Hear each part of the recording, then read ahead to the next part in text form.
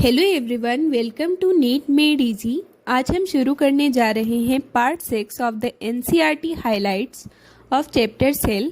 हम शुरू करते हैं पेज 136 से विद द टैगलाइन एक बार ये वीडियो देख डाला तो आपका नीट प्रेप होगा जिंगल आला। So first topic of today's class is ribosomes. Ribosomes are the granular structures first observed under the electron microscope as the dense particles by the George Palade in 1953। तो first line में हमें बताया कि जो ribosomes होते हैं वो granular structures होते हैं। आपको ध्यान रखना है कि वो ग्रैनुलर हैं या नॉन ग्रैनुलर हैं, तो वो हैं ग्रैनुलर स्ट्रक्चर्स। और वो हमने सबसे पहले ऑब्जर्व किस माइक्रोस्कोप के अंडर किए थे, कंपाउंड माइक्रोस्कोप या इलेक्ट्रॉन? तो आपको याद रखना है इलेक्ट्रॉन माइक्रोस्कोप के अंदर। और वो हमें दिखाई कैसे दिए थे, एज द डेंस पार्टिकल्स। किस साइंटिस्ट ने उन्हें डिस्कवर किया था? That is the George pallid. और कौन सा ईयर? 1953। तो आप देख सकते हैं एक लाइन से कितने सारे क्वेश्चंस फॉर्म हो सकते हैं, तो आपको सारे क्वेश्चंस प्रिपेयर करते जाना है। These are composed of the ribonucleic acid, RNA. RNA की फुल फॉर्म बताई हुई है राइबो न्यूक्लिक एसिड, तो ये आपको ध्यान रखना है। And proteins and are not surrounded by any membrane.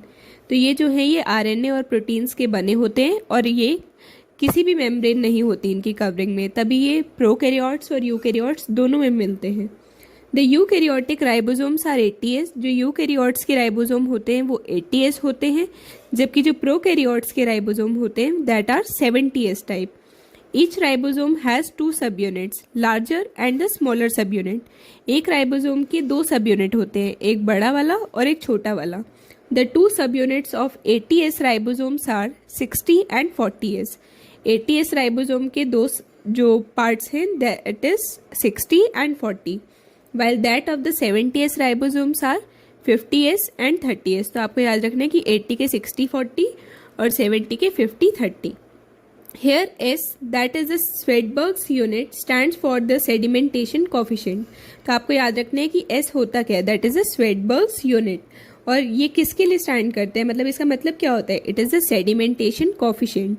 It is indirectly a measure of density and size. ये हमें इनडायरेक्टली डेंसिटी और साइज के बारे में बताता है। Both 70S and 80S ribosomes are composed of 2 सब यूनिट्स। दोनों जो 70S हैं और 80S राइबोसोम हैं दोनों के 2 सब यूनिट होते हैं। अब अगर मैं आपसे एक क्वेश्चन पूछूं कि जो 70S राइबोसोम हैं क्या वो सिर्फ प्रोकैरियोट्स में मिलते हैं, तो इसका आंसर होगा नहीं।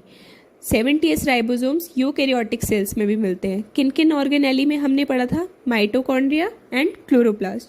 तब साइड में आप देखेंगे हमें एक फिगर शो की हुई है, फिगर 8.9। ये राइबोसोम की फिगर है। इसमें नीचे वाला पार्ट जो हमें शो किया हुआ है दैट इज द स्मॉलर सब unit and the upper part is the larger सब यूनिट। तो ये एक बार नीट में PYQ आया था कि स्मॉलर और लार्जर सब यूनिट ज्वाइन कैसे होते हैं, तो ये ज्वाइन होते हैं with the help of magnesium ion. ये आप मिनरल न्यूट्रिशन चैप्टर में भी पढ़ेंगे, लेकिन वो तो शायद अब कट हो गया नीट सिलेबस से, तो आप ये कवर कर लें क्योंकि नीट के PYQ में आया हुआ है। अब हम नेक्स्ट टॉपिक पढ़ते हैं that is cytoskeleton. An elaborate network of filamentous proteinaceous structures consisting of microtubules, microfilaments and intermediate filaments present in the cytoplasm is collectively referred to as the cytoskeleton. तो इस लाइन में हमें बताया कि cytoskeleton होता क्या है। तो पहले आपको ध्यान रखना है कि एक नेटवर्क होता है फिलामेंटस, ध्यान रखना है फिलामेंटस या non filamentous, that is filamentous. और कैसे स्ट्रक्चर होते हैं, प्रोटीनेशियस या कार्बोहाइड्रेट रिच? तो ये होते हैं प्रोटीनेशियस स्ट्रक्चर्स। और इसमें इंक्लूड क्या क्या 3 चीजें होती है, that is microtubules, microfilaments and the intermediate filaments. ये प्रेजेंट कहाँ होते हैं, साइटोप्लाज्म या न्यूक्लियोप्लाज्म? तो आपको ध्यान रखना है साइटोप्लाज्म में प्रेजेंट होते हैं। और इन तीनों चीज़ों को मिलाकर हम बोलते हैं साइटोस्केलेटन। एक नीट के PYQ में आया हुआ था क्वेश्चन 2014 में कि जो माइक्रोफिलामेंट्स हैं वो सॉलिड लीनियर स्ट्रक्चर होते हैं having a diameter of 6 nanometre and made up of single type of monomer. तो मैंने अपनी NCERT में ही नोट कर लिया था। इसी तरीके से आप भी जो PYQs आए होते हैं नीट के वो अपनी NCERT में नोट कर सकते हैं। तो नेक्स्ट लाइन में लिखा हुआ है the cytoskeleton in a cell are involved in many functions such as mechanical support, motility, maintenance of the shape of the cell। तो यहाँ पर हमें साइटोस्केलेटन के मेन फंक्शंस बताए हुए हैं। मेनली वो सपोर्ट में हेल्प करते हैं, मोटिलिटी मतलब मूवमेंट में हेल्प करते हैं, और शेप को मेंटेन करने में हेल्प करते हैं, सेल की शेप को मेंटेन करते हैं। अब हम आते हैं नेक्स्ट टॉपिक पर, that is cilia and flagella. अब पढ़ते हैं हम next topic, that is cilia and flagella. Cilia जिसे हम सिंगुलर फॉर्म में बोलते हैं सीलियम, एंड फ्लैजेला जिसे हम सिंगुलर में बोलेंगे flagellum, are hair like outgrowths of the cell membrane. तो आपको याद रखना है ये किस तरीके की आउटग्रोथ्स होती हैं, हेयर लाइक, और आउटग्रोथ्स होती हैं या इनग्रोथ्स होती है, मतलब अंदर की साइड होती है बाहर की साइड, तो ये भी ध्यान रखना है, बाहर की side of the cell membrane, ना कि सेल वॉल। तो आपको ये सारी चीज़ें ध्यान रखनी है कि कैसी होती है, हेयर लाइक या फिंगर लाइक। तो ध्यान होना चाहिए हेयर लाइक। आउटग्रोथ है ingrowth, that is outgrowth. Cell membrane की या सेल वॉल की, सेल मेम्ब्रेन की। Next line is cilia are the small structures which work like oars causing the movement of either the cell or the surrounding fluid। तो यहाँ हमें बताया कि सीलिया छोटे छोटे स्ट्रक्चर होते हैं जो वर्क करते हैं like the ores causing the movement of either the cell, या तो वो मूवमेंट करेंगे सेल की या सराउंडिंग फ्लूइड की। तो इससे आपको ऐसे भी कंफ्यूज किया जा सकता है, क्या वो सिर्फ मूवमेंट कॉज करते हैं सेल की? नहीं, वो सराउंडिंग फ्लूइड को भी मूव कर सकते हैं। नेक्स्ट लाइन में लिखा हुआ है flagella are comparatively longer and responsible for the cell movement. Flagella जो हैं वो कंपेरेटिवली लंबे होते हैं और वो किस चीज़ में हेल्प करते हैं, सेल की मूवमेंट में। The prokaryotic bacteria also possess flagella. जो प्रोकैरियोटिक बैक्टीरिया हैं उनके पास भी फ्लैजेला हो सकती है, but these are structurally different from that of the eukaryotic flagella. लेकिन जो प्रोकैरियोटिक बैक्टीरिया की फ्लैजेला होगी वो स्ट्रक्चरली डिफरेंट होगी यूकैरियोटिक फ्लैजेला से। तो आपको याद रखना है कि वो स्ट्रक्चरली डिफरेंट है, ना कि फंक्शनली। और एक और बात मैं आपको बता दूं कि जो सीलिया होते हैं वो सिर्फ यूकैरियोट्स में मिलते हैं। ये मेरे एक टेस्ट में क्वेश्चन आया था, तब मैंने गलत किया था। लेकिन जो फ्लैजेला हैं वो प्रोकैरियोट्स में भी मिलते हैं और यूकैरियोट्स में भी। Next line is the electron microscopic study of a cilium और the flagellum show that they are covered with the plasma membrane. जो इलेक्ट्रॉन माइक्रोस्कोपिक स्टडी हुई सीलिया की और फ्लैजेला की, उसने हमें बताया कि ये प्लाज्मा मेम्ब्रेन से सराउंडेड होते हैं। Their core is known as the axoneme. जो इनका मेन कोर होगा उसका क्या नाम है, axoneme, which possesses a number of microtubules running parallel to the long axis. इसके अंदर बहुत सारे माइक्रोट्यूब्यूल्स होते हैं जो कि कैसे रन करते हैं, पैरेलल या एंटी पैरेलल? ये रन करते हैं parallel to the long axis. The axoneme usually has 9 doublets. तो आपको ये ध्यान रखना है कि कितने डबलेट्स होते हैं, 9 डबलेट्स, क्योंकि बाद में हमने इसके अरेंजमेंट पढ़ेंगे कि इसकी अरेंजमेंट होती है 9+2। तो उसमें आपको ध्यान रखना होगा कि 9 होते क्या हैं, दीज आर द डबलेट्स, जो अभी हम फिगर में भी देखेंगे। तो यहाँ पर बताया the axoneme usually has 9 doublets of the radially arranged peripheral microtubules and a pair of centrally located microtubules. तो जो हमें याद रखना है कि 9 डबलेट्स होते हैं जो कि रेडियली अरेंज होते हैं पेरिफ्री पर, और एक पेयर प्रेजेंट होता है सेंट्रल, मतलब जो बीच की पोजीशन है वहां पर, पेयर मतलब 2। तो इस अरेंजमेंट को इसलिए हम बोलते हैं 9+2। Such an arrangement of the axonemal microtubules is referred to as the 9+2 array. तो ये अरेंजमेंट का बताया हुआ है हमें, 9 डबलेट्स और 2 जो बीच में होंगे, that are the singlets. The central tubules are connected by the bridges and is also enclosed by a central sheath which is connected to one of the tubules of each peripheral doublets by the radial spoke। तो यहाँ बताया कि central tubules कैसे connected होते हैं, bridges के through, और वो एक सेंट्रल शीथ के अंदर एनक्लोज्ड होते हैं। ये अभी फिगर में आपको और अच्छे से समझ आएगा, लेकिन ये वर्ड्स पर आपको काफ़ी ध्यान देना कि सेंट्रल ट्यूब्यूल्स किससे ज्वाइंट हैं, सेंट्रल शीथ से या ब्रिजेस से। तो वो ज्वाइन होंगी ब्रिजेस से। फिर उसके बाद बताया कि जो सेंट्रल शीथ है वो किससे कनेक्टेड होती है ट्यूब्यूल्स से, by a radial spoke. Thus there are 9 radial spokes। 9 radial spokes क्यों हैं? क्योंकि 9 डबलेट्स थे, हमने जैसे पहले पढ़ा।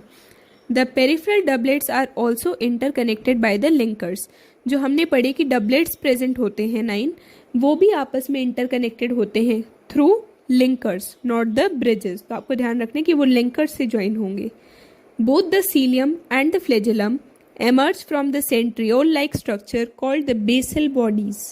तो यहाँ आपसे पूछा जा सकता है कि सीलिया और फ्लैजेला एमर्ज किससे करते हैं, तो वो एमर्ज करते हैं बेसल बॉडीज से, ना कि सेंट्रियोल से। लेकिन जो बेसल बॉडी है वो होती कैसी है, centriole like structures.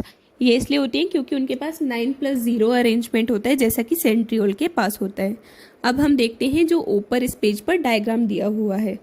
So this is the figure 8.10 section of cilia flagella showing different parts. तो जो ए पार्ट है उसमें हमें इलेक्ट्रॉन माइक्रोग्राफ में कैसे शो होंगे सीलिया और फ्लैजेला का स्ट्रक्चर वो शो किया हुआ है, और बी पार्ट में हमें शो किया हुआ है diagrammatic representation of the internal structure of सीलिया and flagella. तो अब आप ध्यान से देख सकते हैं जो ब्लू ब्लू आपको सर्कल्स दिखाई दे रहे हैं उन्हें आप काउंट करेंगे तो वो मिलेंगे आपको 9, मिलेंगे टोटल 18, लेकिन आपको डबलेट्स काउंट करने हैं तो सिंगल सिंगल में काउंट करेंगे तो मिलेंगे 9, और बीच में हम देख सकते हैं कि 2 सिंगलेट्स प्रेजेंट हैं, तो बीच में एक पेयर प्रेजेंट होना था वो भी हमने देख लिया।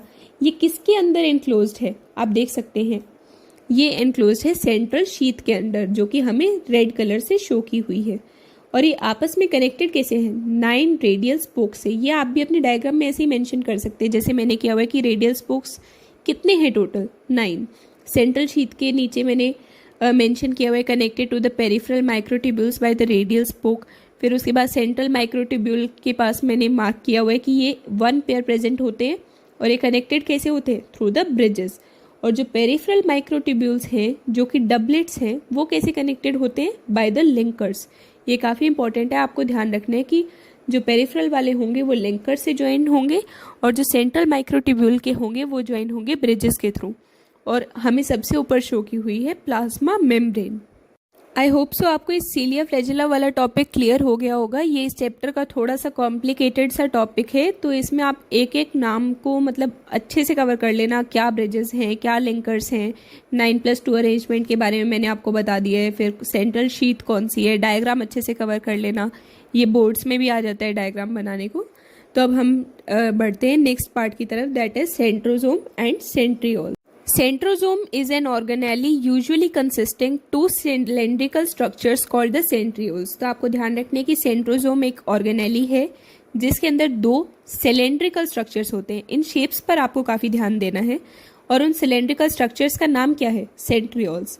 यही क्वेश्चन दूसरी तरीके से भी पूछा जा सकता है, सेंट्रियोल्स कितने होते हैं टोटल 2 होते हैं, उनकी शेप क्या होती है सिलेंड्रिकल होती है। ठीक है, तो नेक्स्ट लाइन अब हम पढ़ते हैं, they are surrounded by the amorphous pericentriolar material. तो आपको ध्यान रखने की वो एमॉर्फस पेरीसेंट्रियोलर मटेरियल है या क्रिस्टलाइन है, तो वो है एमॉर्फस।